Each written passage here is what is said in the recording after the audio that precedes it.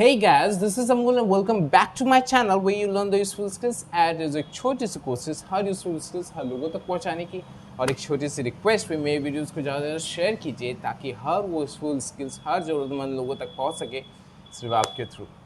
So what's up guys, कैसे हैं आप सब? I hope you guys must be fine. So चलिए आज के इस थर्ड वीडियो सीरीज़ में हम टॉपिक को कवर करने वाले हैं, दो टॉपिक्स को कवर करने वाले हैं, that is active listening and clarity. So उससे पहले मैं बता दूं कि जो लोग इस चैनल पे पहली बार आ रहे हैं तो इस चैनल को सब्सक्राइब कर लीजिए ताकि मैं हर यूजफुल स्किल्स हर लोगों तक पहुंचा सकूं। और मैं आपको बता दूं इस चैनल पे मैं अपने इस चैनल पे हर ज़रूरतमंद हर यूजफुल स्किल सिखाता हूं हर ज़रूरतमंद लोगों को। अगर आपको यूजफुल स्किल सीखना है तो प्लीज़ मेरे इस चैनल को लेट्स गेट द स्किल्स को आप सब्सक्राइब कर लीजिए और अपने फ्रेंड्स से और या तो फैमिली मेम्बर्स से आप इसको शेयर कीजिए ताकि वो हर यूजफुल स्किल सीख सकें। और जो लोग फर्स्ट टाइम इस वीडियो को देख रहे हैं मैं उनको बताना चाहूँगा कि ये सॉफ्ट स्किल वीडियो सीरीज़ का थर्ड वीडियो है, जिससे इससे पहले मैंने बेसिक सॉफ्ट स्किल्स के बारे में बात किया है। अगर आपको वो वीडियोस देखना है तो मेरे चैनल में जाके आप उन वीडियोस को देख सकते हैं। और that's all. So without further delay, let's start the video.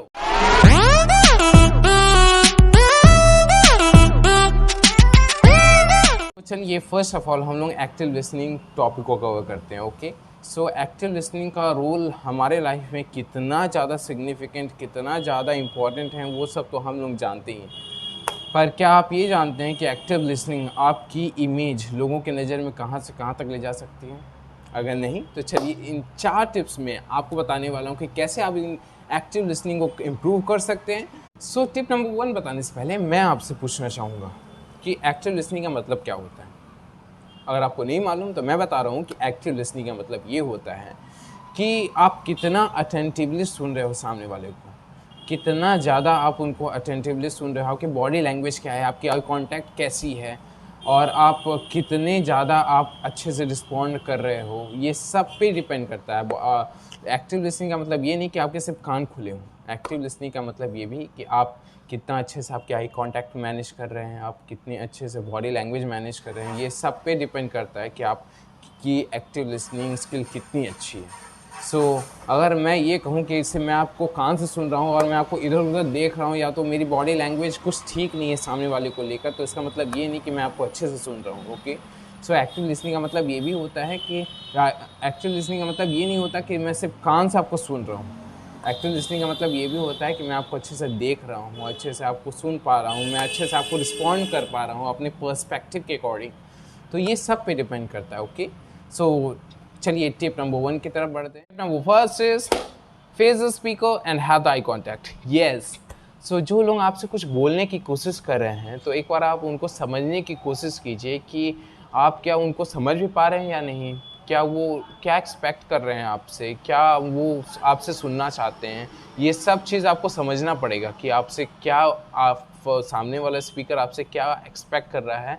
इन सब चीज़ों को आपको ध्यान में रखना पड़ेगा। और जब तक आप अच्छे से आई कांटेक्ट मैच नहीं करते तब तक सामने वाले ऑडियंस, कस्टमर या स्पीकर को कभी भी आप पे भरोसा नहीं होता, कभी भी आपको आप पे ट्रस्ट नहीं होता कि आप उनको सुन भी रहे हैं या नहीं। तो आई कांटेक्ट रियली मैटर्स। सो आई कांटेक्ट हमेशा बना के रखिए और अच्छे से उनको सुने कि वो बोलना क्या चाह रहे हैं। ओके, इसका सबसे बड़ा फ़ायदा ये है कि सामने वाले स्पीकर को लगता है कि हाँ आप बहुत पेशेंस वाले आदमी हो और आप सब चीज़ उनके समझ रहे हो, उनके प्रॉब्लम्स को समझ रहे हो और उनको अच्छा से अच्छा रिस्पॉन्ड करने की कोशिश करेंगे। So this are the things. Okay, show them that you are listening. अरे भाई, लिसनिंग ही तो इस स्किल में सबसे मेन रोल है। और जब तक आप सुनेंगे नहीं तब तक आपको पता कैसे चलेगा कि आपको बोलना क्या है, क्या रिस्पॉन्ड करना है सामने वाले को। इसीलिए, और जहाँ तक की बात रही सुनने की, तो सुनने के फ़ायदे आप लोग सुनकर आप सुनना स्टार्ट कर देंगे। वो ऐसे कि सुनने का सबसे बड़ा फ़ायदा ये है कि आपको वो चीज़ें कभी कभी वो चीज़ें पता चलने लगती हैं जो कि आपको पहले आप जिसके बारे में अवेयर ना हो, वो चीज़ें भी आपको धीरे धीरे आप अवेयर होने लगते हैं उसके बारे में। और ऐसे बहुत सारे नॉलेजेस हैं जो कि आपको नहीं पता होती है। अब उस टाइम में आपको क्या बोलना है वो सब आपको पता चलने लगता है उस टाइम पे। तो और दूसरा ये भी है कि सुनने से आपका लिसनिंग स्किल के साथ साथ आपका लैंग्वेज भी इम्प्रूव होता है। चाहे वो हिंदी लैंग्वेज है चाहे इंग्लिश लैंग्वेज हो। वो कभी भी जो बात करते हैं तो वो आपको एक एक्सपीरियंस देता है कि कैसे आपको बात करनी है। तो वो थोड़ा बहुत कहीं ना कहीं हमको समझ में आता है कि आइडिया मिलता है कि हमको बोलना क्या है।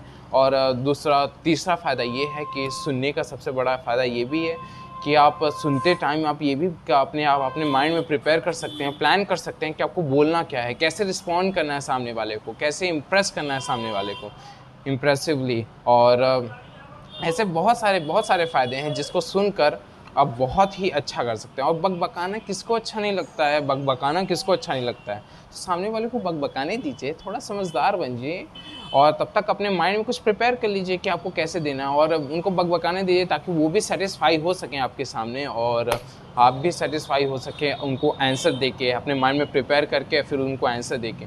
तो ये सब छोटी छोटी चीज़ें हैं जो कि हमको समझने को टाइम लगता है पर समझना पड़ता है। तो हमेशा आप यही चीज़ कर सकते हैं कि कभी भी सुनने का वक्त आए तो कभी भी आप अपने माइंड में कुछ प्रिपेयर करते रहिए कि मुझे कैसे रिस्पॉन्ड करना है, कैसे इम्प्रेसिवली कैसे उनको बताना है ताकि वो अच्छे से इम्प्रेस हो सकें और सेटिस्फाई हो सकें। Okay. Number third is provide feedback. अब वो वाला फीडबैक मत देने लगिएगा कि हाँ तुम्हारी आंखें बहुत अच्छी हैं, तुम्हारे बातें करने के स्टाइल वे बहुत अच्छा है। फीडबैक का मतलब सिंपल सा मीनिंग ये कि जब भी आप बात करें तो बीच बीच में थोड़ा बोला करिए कि आपका ये सेंटेंस मुझे समझ नहीं आया, could you repeat it this things. कि मतलब आप बीच बीच में उनसे पूछिए कि आपका इससे मतलब क्या है, what do you mean by these things, okay, by these sentence, by these words। तो ये छोटे छोटे क्वेश्चन कीजिए और उनको थोड़ा बताइए कि आप कहाँ पे क्लियर नहीं हो पा रहे हैं, आप क्या चीज़ बोलना चाह रहे हैं, आप कहाँ पे क्लियर नहीं हो पा रहे हैं। आप उनको थोड़ा बताइए ताकि उनको लगे कि हाँ आप लोग बहुत ही ज़्यादा एक्टिव हैं सुनने के टाइम पे। तो ये चीज़ छोटी छोटी चीज़ें आपको मैटर करती हैं ये स्किल में। तो फिर ये छोटी छोटी चीज़ें आप उनसे बोलिए बीच बीच में। और ये ज़्यादा आप उनको टोकिए मत बोलते टाइम, ज़्यादा आप टोकना भी ज़्यादा अच्छा नहीं है। कहीं कहीं बीच बीच में बोलना रहता है कि आप अगर आपको सच समझ नहीं आया है तभी आप बोलिए। अगर आपको सही में समझ आ चुका है फिर भी आप थोड़ा शो ऑफ करने के लिए कर रहे हैं तो दैट्स नॉट ओके। तो मैं यही बोलना चाहूँगा कि कभी भी हाँ करना भी बहुत अच्छा नहीं होता और ज़्यादा बीच में टोकना भी ज़्यादा अच्छा नहीं होता। सो इन सब चीज़ों का थोड़ा मीडियम में यूज़ कीजिए, okay, as a normal. So these are the things, that's all you need to do and that is important in active listening, okay? So tip number third is respond appropriately. Yes, this is imperative, this is really imperative, okay? So यही चीज़ है respond appropriately कि आप किस accordingly किस वे में आप respond कर रहे हैं। यही चीज़ बताती है कि सामने वाले स्पीकर को आप कितनी हद तक समझे हैं और यही चीज़ बताएगी कि आप कितना अच्छा स्पीकर बन सकते हैं और कितनी अच्छी आपकी एक्टिव लिसनिंग है। सो ये चीज़ बहुत डिपेंड करती है सामने वाले स्पीकर को कि आप कैसे रिस्पॉन्ड कर रहे हैं। सो कभी भी आप रिस्पॉन्ड करें तो उससे पहले आप सोच लें एक बार कि आपको क्या बोलना है आपके पर्सपेक्टिव के अकॉर्डिंग, ओके। जो भी आप बोले अपने पर्सपेक्टिव के अकॉर्डिंग बोलें और ध्यान रहे ताकि सुनने में भी अच्छा लगे और बात करने में भी ठीक लगे, ऐसे आंसर दें। और कंक्लूज़न थोड़ा जब भी आप कंक्लूज़न में आए उनको सुन के अगर आप समझ चुके हैं और लास्ट में कंक्लूज़न में जब भी आए तो थोड़ा अट्रैक्टिव वे में थोड़ा एंड करने की कोशिश कीजिए और एग्जैक्टली वही चीज़ बताइए जो कि आप बताना चाहते हैं और प्रिसाइसली बताइए, क्लियरली बताइए, उनको घुमाइए फिराइए मत, ओके।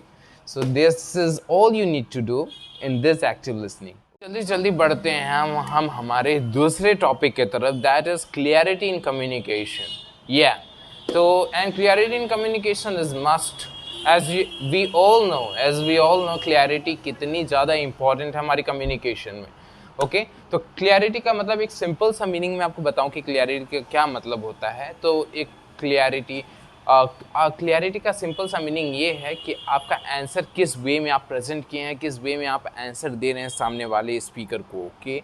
और आपका आंसर टोटली डिपेंड करता है कि आप कितने एक्टिव थे जब वो बात कर रहा था तो कितने एक्टिव थे उस टाइम पे। तो ये ऑल डिपेंड्स, ओके। तो ये सब डिपेंड करता है कि आप कितना ज़्यादा आपकी एक्टिव लिसनिंग स्किल कितनी अच्छी है। तो इसीलिए मैं बोलता हूँ जल्दी आप उन स्किल्स को इम्प्रूव कीजिए ताकि आपका आंसर ज़्यादा से ज़्यादा क्लियर हो सके और जितना ज़्यादा क्लियर हो आपका आंसर होगा उतनी अच्छी आपकी कम्युनिकेशन स्किल होगी और जितनी अच्छी कम्युनिकेशन स्किल होगी और उतना अच्छा आप सामने वालों को इम्प्रेस कर सकेंगे और आपकी ओवरऑल सारी हैबिट चेंज हो जाएगी, ओके। सो मैं इसके लिए इस स्किल को मैं सुधारने के लिए सिर्फ 2 टिप्स बताऊंगा और बाकी के टिप्स आप खुद सोच लीजिए कि आप और कैसे इनोवेटिव तरीके से आप क्लियर बना सकते हैं अपने आंसर्स को। ओके, सो चलिए बढ़ते हैं अपने टिप नंबर 1। नंबर 1 इज से exactly what you mean. Yes of course, आप अगर अपने कन्वर्सेशन को, आप अगर अपने आंसर्स को अगर घुमा फिरा के, ज़्यादा इधर का उधर करके, ज़्यादा बहुत लंबा खींच के अगर आप बताएंगे तो किसी को, आई एम श्योर किसी को समझ में नहीं आने वाला है। तो मैं आपको यही बोलना चाहूँगा कि अपने आप आंसर्स को, आप किसी भी चीज़ों को आप ज़्यादा खींचिए मत। क्लियरली बताइए कि आप क्या बताना चाहते हैं, एग्जैक्टली बताइए कि आपको क्या बताना है उनको, ताकि उनको भी समझ में आए और आपका टाइम भी बच सके और ताकि आप दूसरे टॉपिक की तरफ बढ़ सकें। ओके, सो ज़्यादा आपको खींच के तान के आपको बताना नहीं है सामने वाले को।